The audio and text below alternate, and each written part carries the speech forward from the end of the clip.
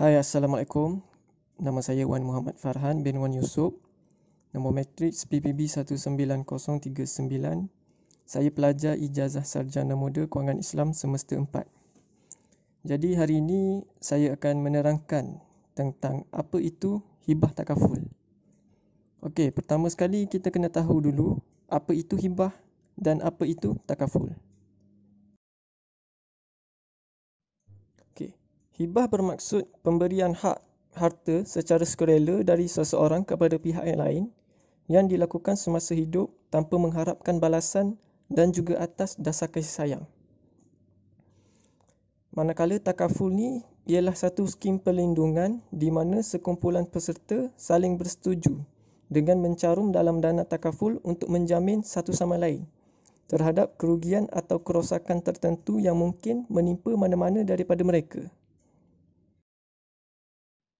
Jadi secara asasnya pelan takaful ni ada banyak, yang mana salah satunya adalah perlindungan terhadap nyawa, iaitu kematian. Dan hibah juga turut diadaptasikan sebagai konsep tambahan kepada produk-produk takaful dan diamalkan oleh kebanyakan pengendali takaful. Jadi hibah takaful ni maksudnya adalah satu kaedah pemberian hadiah dalam bentuk nilai pampasan atau manfaat takaful kepada penama yang telah ditetapkan oleh peserta takaful. Jadi menerusi kaedah hibah takaful ni, peserta takaful ni akan mengisi borang cadangan hibah dan meletakkan nama individu yang akan menjadi beneficiary kepada manfaat takaful tersebut. Dan hibah tersebut ialah hibah bersyarat, iaitu penama akan memiliki manfaat takaful apabila peserta takaful meninggal dunia ataupun mengalami kecacatan kekal dan sakit kritikal. Sebagai contohnya, semasa mendaftar takaful ni, Ali sebagai peserta takaful ni telah menetapkan bahawa pampasan takaful ni akan diberikan kepada waris ataupun si penama tersebut. Jadi setelah berlaku kematian kepada Ali, maka nilai pampasan akan diterima mutlak kepada ahli waris. Dan kita juga boleh rujuk menurut jadual 10 Akta Perkhidmatan Kewangan Islam 2013 tentang hibah takaful ni, yang mana sebagai peserta takaful anda boleh menamakan seorang individu untuk menerima manfaat takaful anda sebagai pelaksana atau sebagai beneficiary di bawah hibah bersyarat selepas anda meninggal dunia. Seterusnya adalah kelebihan hibah takaful. Jadi yang pertama adalah penama adalah penerima mutlak. Jadi hibah ni tidak boleh dipertikai kerana si peserta takaful ni telah menamakan beneficiary yang menerima manfaat takaful tersebut dan ia tidak boleh dipertikai kerana ia adalah pemilik yang tunggal ataupun penerima mutlak. Jadi ia boleh mengelakkan daripada konflik keluarga seperti perebutan pampasan takaful.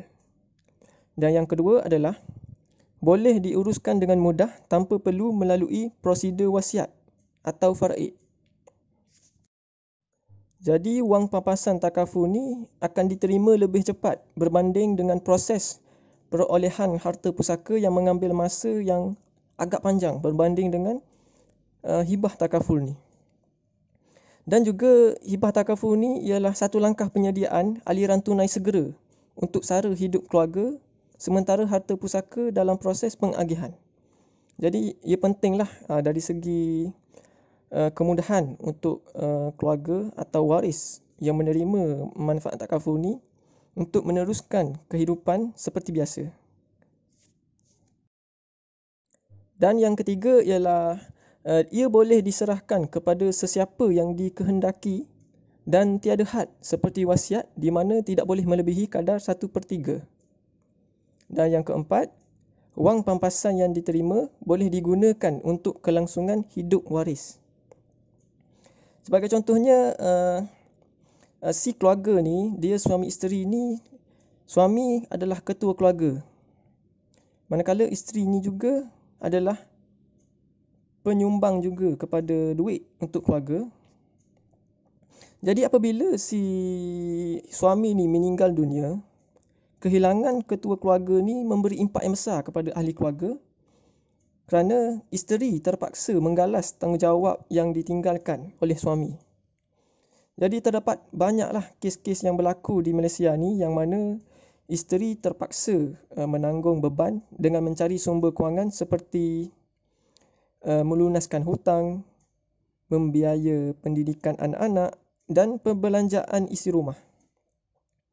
Jadi bagi menyelesaikan perbelanjaan keluarga ni untuk beberapa tempoh supaya mereka dapat meneruskan kehidupan seperti biasa. Dan hibah ni dapat membantu sebuah keluarga yang ditimpa musibah untuk meneruskan kehidupan tanpa mengalami kesusahan dan menunggu proses pengagihan harta pusaka tu. Jadi sebagai nasihat, penama yang dilantik sebaiknya adalah waris yang terdekat supaya dapat meneruskan kelangsungan hidup. Sebagaimana sabda Rasulullah SAW berdasarkan hadis riwayat Al-Bukhari dan Muslim daripada Sa'ad bin Abi Waqqas. Rasulullah SAW bersabda yang bermaksud sepertiga, namun sepertiganya itu sudah cukup banyak. Sesungguhnya jika engkau meninggalkan para ahli warismu dalam keadaan kaya, iaitu cukup, itu lebih baik daripada engkau meninggalkan mereka dalam keadaan miskin, sehingga meminta-minta kepada orang lain. Seterusnya adalah isu peluang dan cabaran. Sebagai contohnya, dalam kes total permanent disability, iaitu dalam kes cacat kekal. Jadi syarikat takaful ni akan membayar duit pampasan kepada pemegang polisi. Tetapi bagaimana pengurusan wang pampasan itu? Jika pemegang polisi ni sudah tidak mampu bergerak dengan sendiri dan tidak mampu untuk menguruskan duit. Jadi solusinya adalah dengan membuat takaful trust. Iaitu takaful trust ni adalah pelan pengurusan wang pampasan takaful yang mana pencarum takaful ni mengambil polisi hibah takaful seperti biasa. Tetapi penamanya adalah syarikat pemegang amanah. Dengan tu pencarum takaful ni dapat memberikan arahan supaya bagaimana wang pampasan itu akan diagihkan apabila pencarum meninggal dunia atau total permanent disability. Dan syarikat trustee ni akan menjadi wakil lah untuk menguruskan bagaimana harta itu, wang pampasan itu akan diagihkan kepada si beneficiary itu. Sekian itu sahaja daripada saya. Terima kasih. Assalamualaikum warahmatullahi wabarakatuh.